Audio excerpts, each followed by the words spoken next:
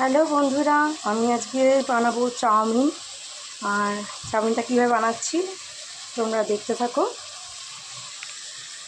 Chowmein সেদ্ধ করে রেখেছি আর এখানে আলু ভাজা বসিয়েছি। এবার ঢাকা দিয়ে দেবো।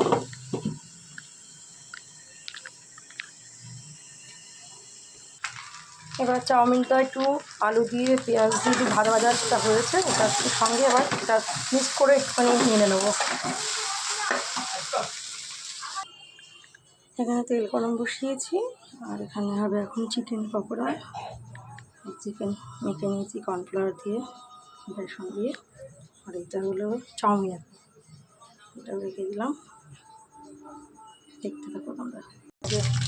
পকোড়া হচ্ছে, এখন পকোড়া ভাজছি, চিকেন পকোড়া।